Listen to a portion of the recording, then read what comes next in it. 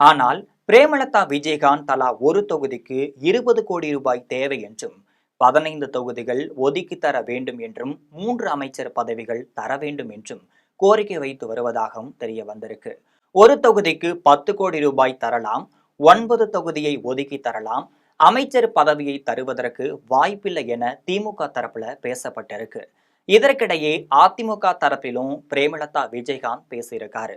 அங்கு பேசும்பொழுது தனக்கு 20 தொகுதிகள் தர வேண்டும், இதேபோல் ஒரு தொகுதிக்கு 20 கோடி ரூபாய் பணம் தர வேண்டும், 5 அமைச்சர்கள் பதவிகள் தர வேண்டும் என கோரிக்கை வைத்ததாகவும் தெரிய வந்திருக்கு.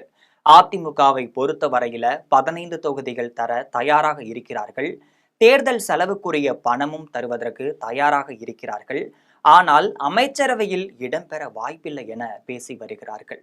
தமிழக வெற்றி கழகத்தை பொறுத்த வரையில அங்கு 40 தொகுதிகள் கேட்டிருக்கிறார்கள். தேர்தல் செலவுக்கு பணம் உட்பட துணை முதல்வர் பதவியும் கேட்பதாக தெரிகிறது.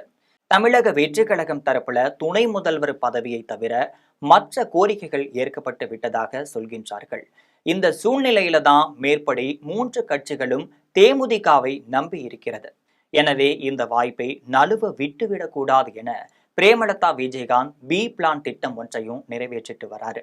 ஜனவரி மாதத்திற்குள்ளாகவே எப்படியும் இவர்களில் யாராவது ஒருவர் நமது கோரிக்கைக்கு அடிபணிந்து வருவார்கள், அதுவரை நாட்கள் கடத்தி செல்ல வேண்டும், நிச்சயமாக நாம் எண்ணியபடி பலம் கணிந்து நம் கையில் விழும் என எதிர்பார்க்கிறார்.